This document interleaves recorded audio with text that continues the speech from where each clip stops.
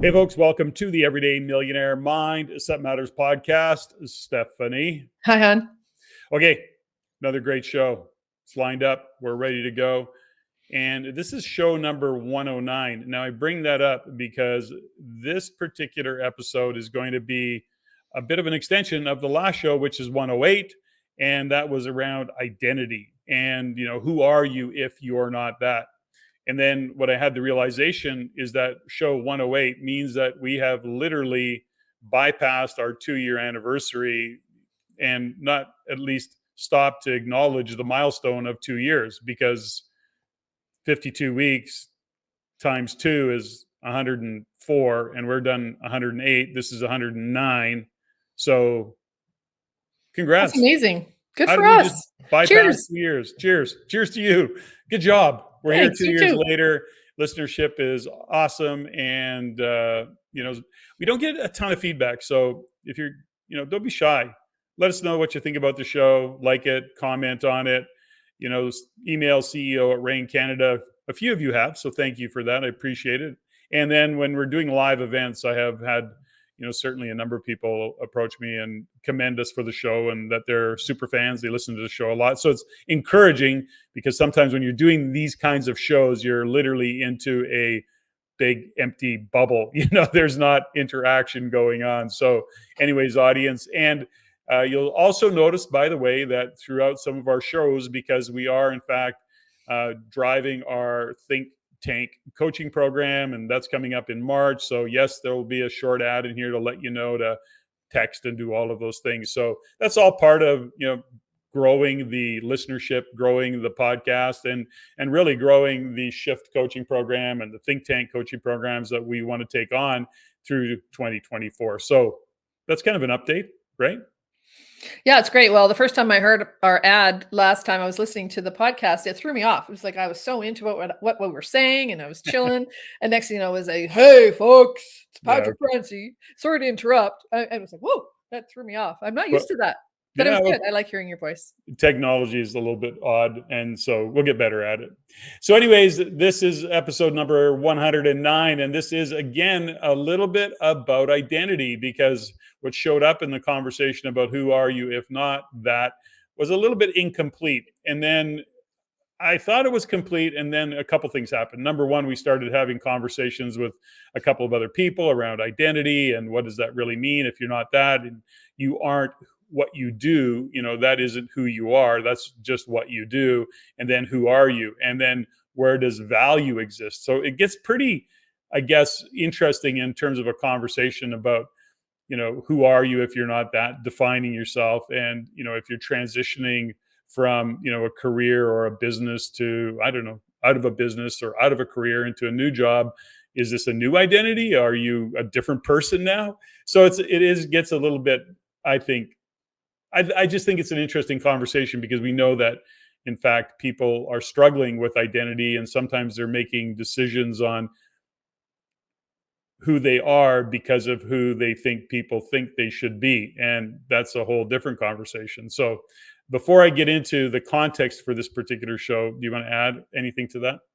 Well, it's so important to just not step over the fact that when we go through transitions, or that an era comes to the end and we want to lock ourselves into who we were when we were that, or I was super hot in high school, so I don't even, don't want to have to change my hairstyle, or I don't want to have to change how I view the world, or what have you. I think what gets in the way of that is the unknown. We don't know who we're going to have to be. So what I really have loved to do, and what I've learned to do over the years, is each time I've set a new goal, I've also set a new iteration for who I want to become and how I have to evolve into that. I couldn't be the same person as a skating coach or a power skating coach when I moved into being the Oilers skating and conditioning coach. And then I couldn't be that same persona and pull all of that, other than the experience, but pull all that identity into what was next, because then it would be all about me. And when I'm doing my coaching with the athletes or with our clients, it can't be about me. So my identity has to be solid, and I have to know who I am, and not have to continually convince myself or others that I'm super awesome, even though that I am. So it really is important to understand that there is a way that you can throw out your past image, things that didn't work, things that aren't serving you anymore, things that you're so done with, and re-choose and set a new trajectory for yourself. And I think that's what's really important about this conversation. Well, I think it goes on, and I would expand on what you said a little bit, because regardless of what I do, what I know about myself is that who I am as a person doesn't change. I'm always trying to grow and to be a better person. I'm trying to be a better version of Patrick Francie. I want to be, perhaps more considerate, more empathetic, more compassionate. I want to be a better listener. I want to, make sure that I'm living my values, and regardless of what I'm doing for a living or what I'm doing, that part of me is foundational. That's how I show up. That's how we collectively show up as a couple. I mean, how we show up as a couple is how we always show up. It's pretty rare that, I don't even know that we know how to show up any other way. So at our core, it's always who we are as a couple, for example, which is based on who we are as individuals. That doesn't change given the role that we're playing, making a living, for example. So I don't know if does that make sense? Yeah, I think what I'm trying to say is that there is an opportunity. If you're going to go and become a world-class figure skater, you can't think like a recreational figure skater. There are some things you have to change. But what I'm hearing you say is that the values don't change. The values of who you are, it's about an uncovering process, not Mhm. doing more process. That's not what I'm saying. It's about what do I have to uncover more about myself so that I can embrace and attract a new level of success or a new level of communication or a different crowd that I would like to, embrace my work, for example. If we don't uncover more but stay true to our values, then we're stuck in a persona that maybe was from high school or university or when I used to work at Eaton's. I'm not that person anymore. And like I said on the last podcast, is I'm not even the same woman you married 30 years ago.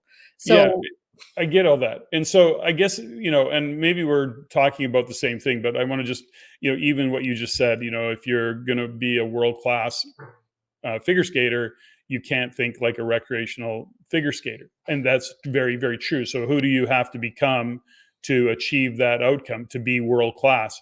But underlying all of that, when you look at being world class in a competitive sport or a competitive business or as a CEO or whatever that might be, depending on where it there's a character trait of who we are, which may be discipline, maybe focus, it mhm. may be intensity. Those are character traits that, regardless if you're being a figure skater or you're, delivering mail. I mean, at literally, that's when I'm talking about a bit about who you are. Those foundational things, I don't think change. We evolve and we grow, but that discipline, for example, only gets perhaps more focused, more intense, more committed. But that's an underlying character that it doesn't matter what you're doing. That should be what shows up because that's who you are. Yep, makes perfect sense. Okay, so having said all of that, it lays the groundwork for a little bit more about what I want to touch on today. So, in the same kind of context of identity, I came across a a video by Jim Carey. And I'm a big Jim Carey fan, as are you. We followed his career. We've watched him morph and change from, an amazing actor to an amazing artist. And it really is quite remarkable. But in this particular speech that I saw him do, I think it was part of a speech he did to a university. And it's kind of, I think it's been pieced together in this particular video, but there was a segment in it that really landed for me. So what I want to do is I transcribed it. It's from Jim Carrey. It's part of his speech, and I transcribed it. But there was part of it that really landed for me in an interesting way. And what I want to do is just read it. It's maybe a minute or a minute and a half long. I'll do my best to read it and not trip over it. And then I'd like to kind of unpack it because I think there's some really profound stuff in here that, for those who are maybe struggling with identity or really coming to grips with who they are or who they are not, or feeling like there's more to them, this may be some really great food for thought. And I think that as we discuss it, there's some points in here that really landed for me that I'd like to revisit and share. So, we good with that? Yeah, it's great. Yeah, I'm excited. I love this clip, and when you sent it to me this morning, it got me pretty grounded. Okay, so here we go. He starts, now fear is going to be a player in your life, but you get to decide how much you can spend your whole life imagining ghosts. How much are you going to do that? Worrying about the pathway to the future. But all there will be is what's happening here in the moment. And the decisions we make in this moment, which are based in either love or fear.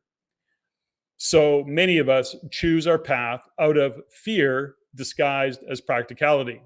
What we really want seems impossibly out of reach and ridiculous to expect. So we never dare to ask the universe for it. When I was about 28, after a decade as a professional comedian, I realized one night in LA that the purpose of my life had always been to free people from concern, just like my dad. The only one I hadn't freed was myself. And that's when my search for identity deepened. I wondered, who might I be without my fame? Who would I be if I said things that people didn't want to hear? Or if I defied their expectations of me? And that piece that whereafter lies somewhere beyond personality, beyond the perception of others, beyond invention in disguise, even beyond effort itself. You can join the game, fight the wars, play with form all you want. But to find real peace, you have to let the armor you need for acceptance go. It can make you invisible in this world. Don't let anything stand in the way of a light that shines through this form. Risk being seen in all your glory. Your job is not to figure out how it's going to happen for you, but to open the door in your head. And when the door opens in real life, just walk through it. And don't worry if you miss a cue, because there's always doors opening and they keep opening. And when I say life doesn't happen to you, it happens for you, I really don't know if that's true. I'm just making a conscious choice to perceive challenges as something beneficial so that I can deal with them in the most productive way. You'll come up with your own style. That's part of the funnel. You are ready and able to do beautiful things in this world. And after you walk through those doors today, you will only ever have two choices: love or fear. Choose love. And don't ever let fear turn you against your playful heart. What's happening right now inside everybody is they're going, who am I? There was a time when I was depressed. Yeah, I was depressed when I was trying to be the Wizard of Oz. But I know now that Oz is a character, and I think everybody deals with that. Everybody walks around and they go like, why am I depressed? At times, we all need deep rest. And it's because you're trying to be something for the world. You know, as soon as you let that go, better things happen. End part of speech. Wow. Now, I probably didn't do it nearly the justice Jim Carey does, but it's his speech. And of course, he's got all the nuances and all the things that go with it. But I found it quite interesting and a little bit profound in his view and the way he expressed it. And so before I get into it, what did you take away? Where would you like to kind of unpack it? Well, I think if we were more technologically advanced, we could have just played the video. Yeah, I'm not that advanced. But I'm really glad you read it, because I think it gets in your cells differently when you read or write. And, hearing you say it now, this is the third or fourth time you said it. For me, it's what always comes back to, and what I really got from this is that I'd rather be hated for someone I'm not. No, I'd rather be hated for someone I am than loved for someone I'm not. Mm. I'd rather be hated for someone I am and standing alone in the light of my truth than being loved for someone I'm not, for an identity or a persona or a fake person that That's I'm so putting out in the world. And that's then so people true. fall in love with that or they like it. They think they're in a relationship with that. They're hanging Mhm. out. And next thing you know, it's like, oh my gosh, I'm a big fat liar. That's not who I am. And all of a sudden you start unpacking and unfolding to who you really are. And people are like, I don't know who you are. I don't even like that person. Mhm. So anyway, I don't know. Does that make sense? Sure, of course. There's a part of it where he goes, we make decisions in love or fear. And so many of us choose our path out of fear disguised as practicality. And it's interesting that as I'm working with a number of men in business and I discuss with them what they're doing on a kind of a what are the things that they get buried in, and what we start to realize is that we get caught in minutia, and we talk about not having time, yet we're buried in minutia, and being buried in minutia is just a way of playing small. It's a way to have an excuse for not doing more, taking action, being bigger, better, bolder. And it is underlying all of that is the fear disguised as practicality, that fear of going out there and actually doing more. It becomes an excuse. Now that's not all of it, that's just part of it, but it is what really keeps some people playing small, because of the concern for what they think people will think of them. And I never get the quote right, but it is really is, uh, we aren't who what is it, we're not who we think we are, uh, we're who we think other people No, I think. am not who I think I am. Yeah, I'm not who I think I am. I am not who you think I am. Yeah, I am who you think I am, yeah. or something like Something that. something along that line. It is I'm gonna bring it up again one time, and I'll get the quote exactly right. You can Google it, but it really is about the fear of judgment, the fear of what our friends, our family, our circle of support will actually think of us. And, as we go on these journeys, there is no doubt about it. We see it with many, is that as they come to do this body of work of self-discovery, of self-awareness, of growing, is they start to realize that they don't want to play small. They don't even maybe even like how they show up and do Yeah. things. But the challenge they face is that in order for your life to change, you have to change. That's it. There really is no other way. If you're not satisfied with life, if you'd like to be more and have more and do more, you have to change. You have to become the person that you want to be. And that will also sometimes throw people in your life off, because they're hanging out with the person that plays small, that lives in fear, And that serves them. and that serves them. That's what many don't, that's the tough thing to get is, Yeah. you know, when people don't want you to grow and be bigger and make you wrong and be a dream killer, it's not that they want to kill your dreams. It's being who you are serves them. And that maybe sounds a little bit harsh, but it's not like people are consciously doing it. This is how, this is just operating system. So in order to grow, we have to love ourselves, and we have to, in fact, make decisions that we recognize that sometimes the fear that keeps us from playing full on to the degree we want to play is that fear of what others might think. So, oh man, this we could go on and on and on about Yeah. this, but what really came up for me right now is when I started training as a performance coach, and back in the day, it was life coaching, it was business coaching, it was, it was months and months and years of training and online stuff, and now you can basically become a life coach in a weekend, and everybody's a life coach now.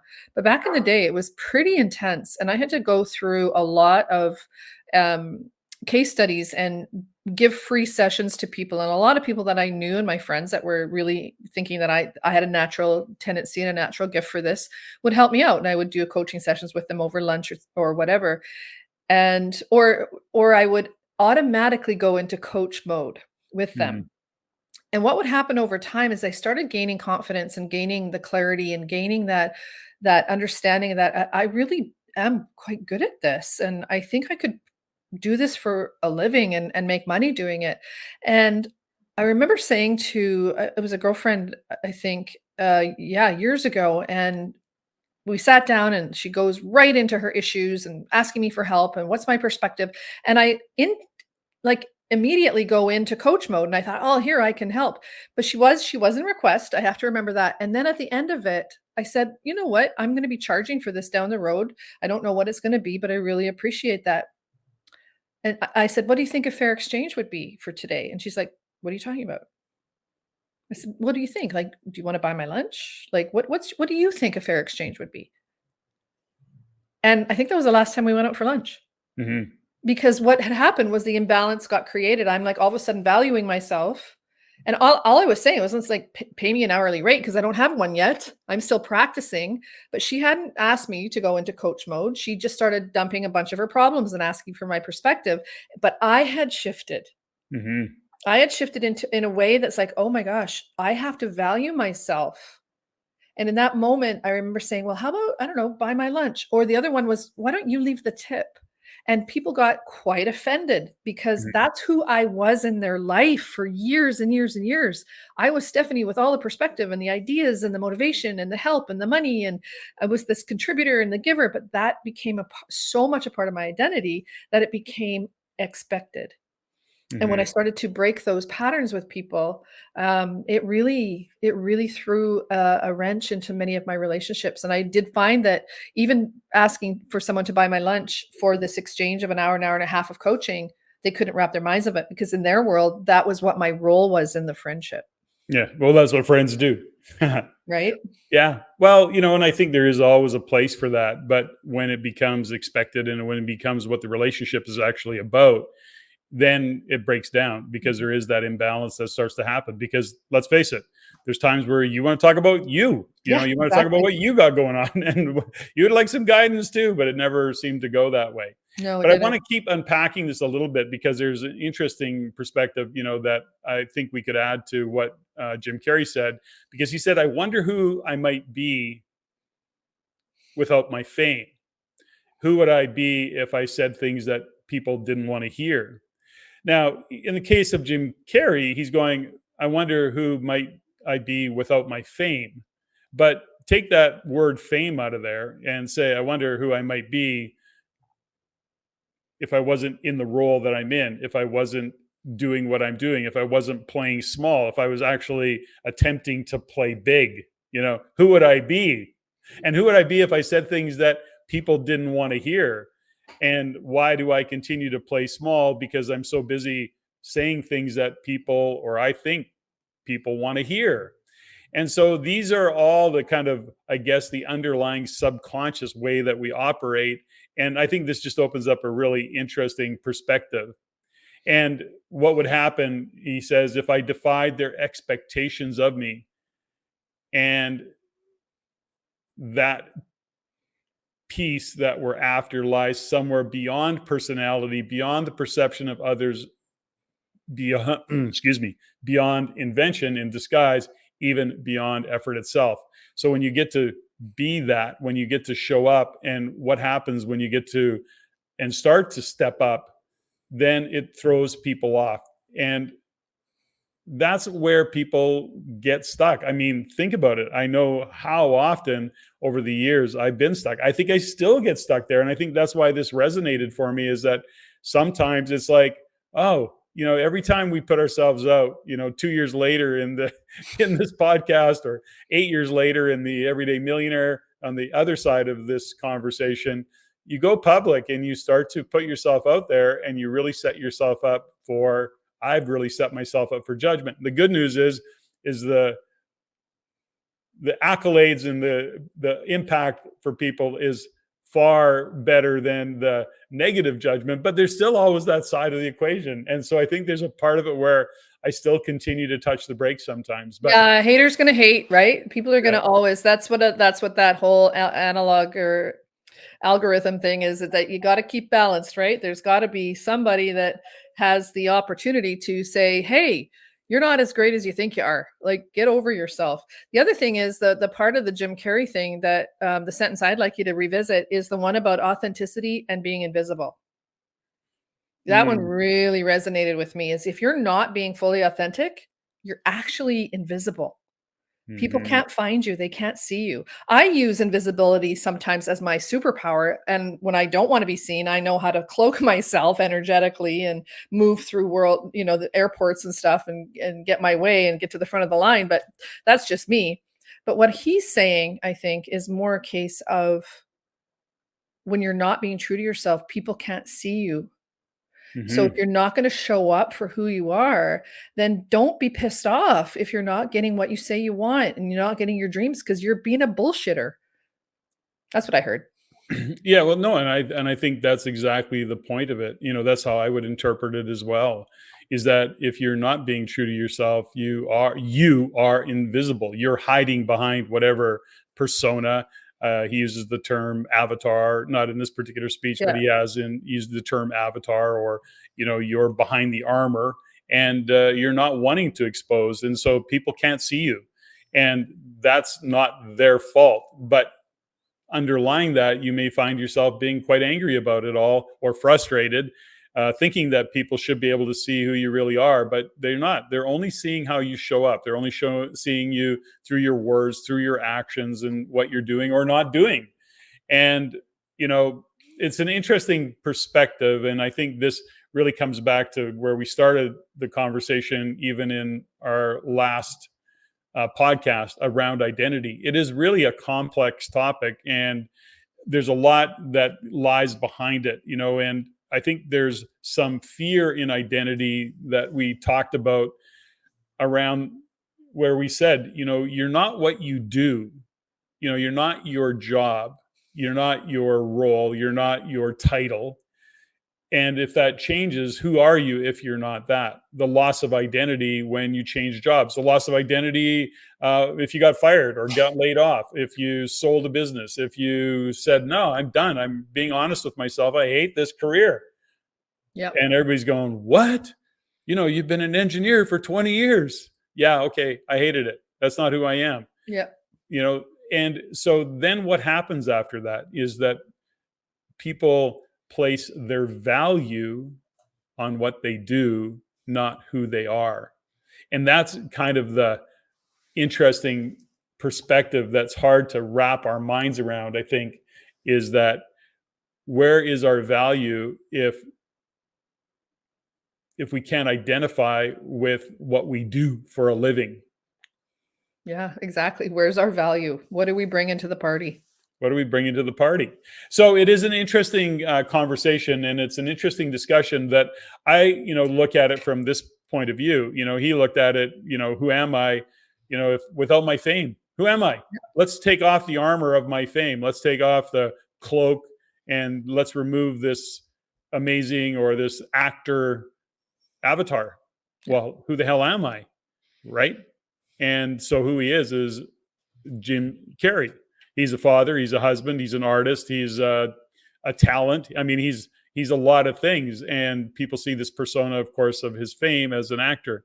I think we all can look at that from a very high level of what he's accomplished and all the things that he's got going on. But and that could go for any number of people. He's just the example in this particular conversation. But I look at it and say, okay, where are we afraid to step into that? Where are we Mhm. afraid to step into our greatness? And whoever it was, Nelson Mandela or Marianne Marianne Williamson. Williamson, who made that quote. It's not up to us to play small. It's not our job to play small.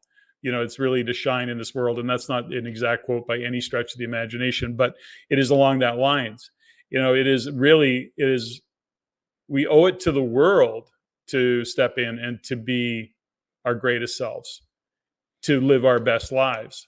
And that has to be, for most, intentional, Yeah. because it takes courage, it takes discovery, it takes self-awareness. It's the body of work that you and I are totally immersed in and have been for many years, trying to go through and down this path, and working with individuals who say, no, I know I can be more, I can be better, I can achieve more, I can contribute more, I can make a difference.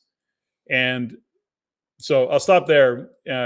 What's your thoughts? What's your comments as we start to wind down here? Well, I think we wind it down with one of the things that I really got to is that if we're not living our gifts, the world doesn't get them. We're here for a purpose, whatever that is for you, whatever level of understanding, awareness, spirituality, religiosity, whatever the word is, like whatever you believe your purpose is. There is an underlying gift that I believe each and every one of us has. And some of them are grandiose, like Gandhi and Buddha and those dudes. Or there's just people like me that just want to help other people become their best selves and have experiences that they choose and live a life of authenticity. That's enough. I had a girlfriend who worked at Shoppers Drug Mart and her gift was beauty. She made people feel beautiful in the Mhm. cosmetic department. And you know what? It doesn't matter how grandiose, how big, how small. It's just if we don't find out what that is, if we don't honor our gifts, then the world doesn't get it. And then we're ripping people off. You know, there was something you said there around, number one, our gift, but our purpose. Because I got asked this question the other day, by a client and part of the men's group, and he said he believes, or he's thinking, and this is kind of contemplating, that he just doesn't know his purpose, Mm. and he wants to identify his purpose. And in the moment, what showed up for me around purpose, and that's kind of what I'm contemplating. And sometimes these things show up for me and it just shows up. And that, I think, the place to start for examining your purpose, if you're looking for what is your purpose, part of the question to ask yourself is, what would you do regardless if you got paid for it? Mhm. What would you do? What would you do if you could live your life doing something for free? What would it be? Yeah. And that's going to take you in a direction that might help you identify purpose. That's my thought, and I'm just contemplating that. Any comments on that? Well, Comment? as the paradox is that unfortunately how that gets translated for people that are truly artists or giving their gifts or don't see value in what they're bringing to the world, then they don't see that they still need to pay their bills and they still need to put gas in the car and feed their children. So we call that the starving artist syndrome. And honestly, that's another reason why I'm so committed to bringing my gift to the world is that I believe that we're all designed to bring our gift to the world, to be a massive contribution in any way that we can and be well paid for it. And so that we can live and exist and continue to take care of ourselves, take care of our neighbors, take care of our friends, take care of our community in a way that is loving and socially responsible. And also knowing that if we don't have that, then nobody wins. Nobody wins. I get it, and I agree with you 100%. But just to kind of clarify what I asked, the question or the comment I made is, what would you do whether you got Oh, you paid were for it asking or me? not? No, no, no, no, no, Oh, no. The question I put out there was, when somebody says, I don't know my purpose, how do I find my purpose? The question is, what would you do for yeah, free? exactly. What Okay, would got you it. do if you weren't paid for it? I didn't say don't get paid for living your gift. That's not my suggestion, even But in that's the how some slightest. people hear it, is that I Yeah. have to throw everything out, the baby with the bathwater, so that I can go and, be an artist in the Himalayas. No, No, it isn't no. that. If you wanna be an artist in the Himalayas and that's your gift, find a way to find a way to be paid to do it. Yeah. So We're the still question there. of purpose is just one way of, the comment around that was, if you're looking for purpose, one of the things that you might consider is, what would you do even if you didn't get paid for it? Which is not to suggest that you shouldn't get paid for it, but we have a tendency to do that. It's like you offering all of the coaching and all of the insights and the gift that you have for being able to do that, and not charging for it. At some point you go, I love doing this. I would do this for free, but that Mhm. makes no sense because I got to eat. I got to pay my rent. I got to, whatever the point is And I'm not. then I'm not being authentic, and then also encouraging and coaching people to get paid for their gift. Yes, totally. So that's not what I meant at all. Nor is it what I said. I just want to be clear. I Folks, know, I just wanna do make what sure you that love I'm to hey, do. hey, hey, just slow down, cowboy. Just know that I'm on your same page. Okay, fine. Don't piss me off. I can't help it, I'm your wife. Okay, listen, I think we covered some good ground. Hopefully there was some good value in all of this. And Stephanie, as always, thanks. Yeah, that was fun.